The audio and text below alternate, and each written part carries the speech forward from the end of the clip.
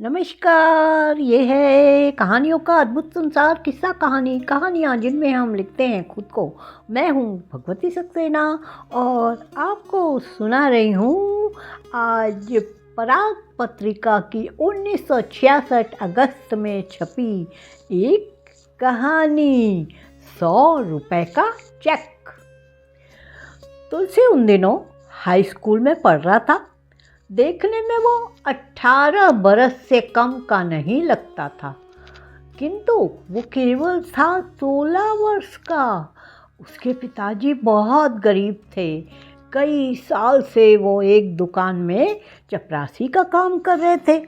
बस बहुत कठिनाई से उनका घर चलता था। तुलसी की पढ़ाई का खर्च भी पूरा नहीं हो पाता था। उन्हीं दिनों शहर में टाइफाइड मियादी बुखार बहुत ज़ोरों से फैला हुआ था। उसके घर में भी रोगी पड़े थे।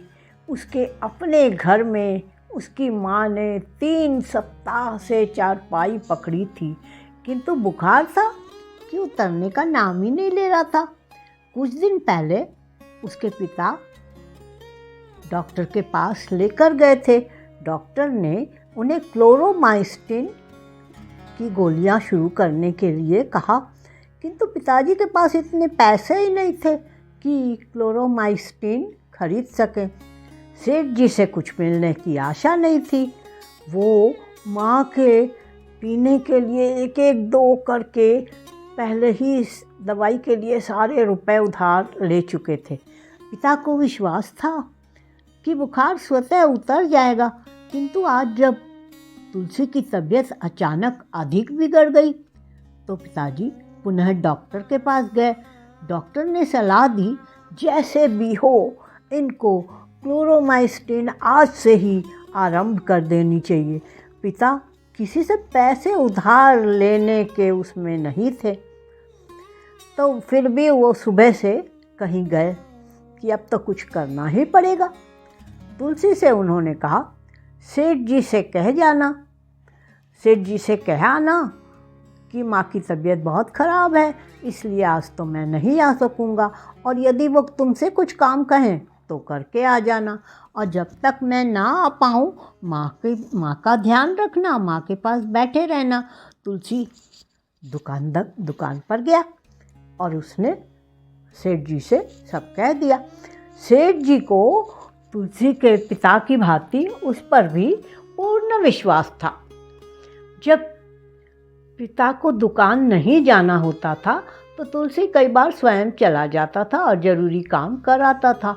सेठ जी ने 3-4 चेक उसको दिए और बोले, बेटा घर तो जा ही रहे हो, रास्ते में ये चेक बैंक में देते आना।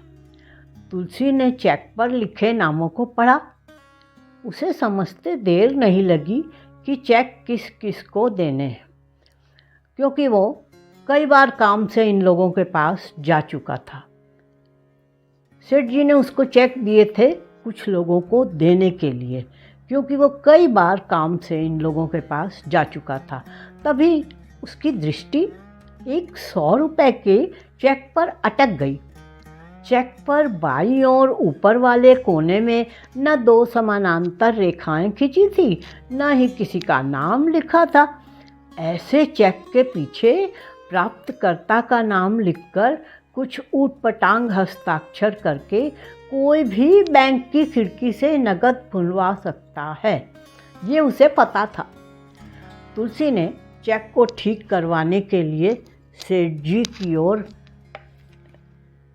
देखा, किंतु वो अपनी पोथी पन्ने में व्यस्त थे। तुलसी को ध्यान आया कि वो आज यहाँ क्यों आया है।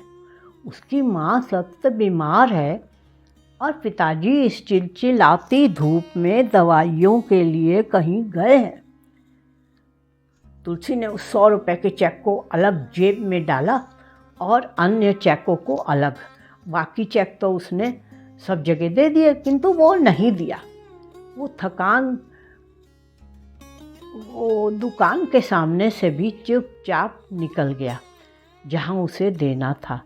उसके घर से आगे 2 गलियां छोड़ के सामने वाली लाइन में स्टेट बैंक था। स्टेट बैंक के सामने केमिस्ट की दुकान थी। तुलसी ने सोचा, क्यों ना एक बार माँ को देखाऊं, फिर इस चेक को भी बुनवा लाऊंगा। वो घर गया। माँ चेत सी पड़ी थी। 3 सप्ताह में ही वो सूख कर लकड़ी हो गई थी। तुलसी को विश्वास नहीं था कि पिताजी किसी से रुपए उधार लेके आएंगे। यदि ले भी आएंगे तो उधार तो चुकता करना पड़ता है। इसलिए उस बैंक को चेक को भुनाने में कोई हर्ज नहीं था। उसने चेक जेब में से निकाला, अच्छी तरह उल्टा पुल्टा। सेठ जी का नित्य लाखों रुपए का व्यापार होता है। तुलसी को विश्वास था सेठ जी को इस 100 रुपये के चेक के संबंध में कुछ भी पता नहीं चलेगा।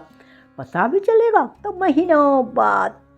तब तक उन्हें ये स्मरण नहीं रहेगा कि चेक किसके हाथ भिजवाया था। उसने विचार किया। यदि पिताजी ने पूछा कि दवाई के पैसे कहाँ से आए तो वो कह देगा एक मित्र कुछ दिन के लिए उधार दे दिए। थोड़े से रुपए उसने खाने पीने के लिए भी दिए हैं। 1 बज गया था। बैंक बंद होने में केवल 1 घंटा शेष रह गया था। तुलसी कुछ बेचैन सा हो रहा था। उसकी समझ में नहीं आ रहा था कि वो क्या करे। कभी उसे माँ का वेदनामय स्वर सुनाई पड़ता तो कभी पाप के संभावित परिणाम उसकी आंखों के सामने नाचने लगते थे। तुलसी की व्याकुलता बहुत बढ़ गई थी। पिता का अभी तक कुछ पता न था। माँ अचेत अवस्था में पता नहीं क्या क्या बड़बड़ाए जा रही थी। बैंक और केमिस्ट की दुकान के ऊपर लगे बोर्ड बहुत ऊंचे होने के कारण खिड़की में से स्पष्ट दिख रहे थे। तुलसी तिलमिला उठा। उसे लगा जैसे दोनों बोर्ड उसे पुकार पुकार कर बुला रहे थे, आ जाओ, हमारे पास आ जाओ। चेक पर पीछे हस्ताक्षर करने के लिए उसने कलम निकाली, परंतु कलम रुक गई। उसे याद आया, एक दिन माँ ने कहा था, बेटा बेईमानी का पैसा जहर होता है। पैसे नहीं हैं तो धीरज रखो, विधाता सबकी सुनता है, किसी की जल्दी किसी की देर से। नहीं नहीं नहीं नहीं माँ, मैं तुम्हारे लिए जहर नहीं लाऊंगा। वो बड़बड़ाने लगा और उसने चेक की बाईं ओर ऊपर वाले कोने में 2 रेखाएं खींच दी।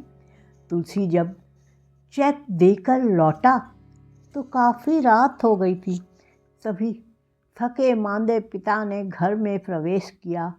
उन्होंने 8 रुपए तुलसी के हाथ में दिए और बोले, जाकर क्लोरोमाइस्टिन ले आओ। हाँ, स्टेट बैंक के सामने वाली दुकान में मत जाना। अभी अभी पुलिस ने उसकी दुकान में सील लगा दी है। आज उस बेईमान ने नकली क्लोरोमाइस्टिन बेचकर बेचारे कई रोगियों की हत्या कर डाली है। तुलसी जब दवाई लेकर लौटा तो उसके मुख पर मुस्कान खिली थी।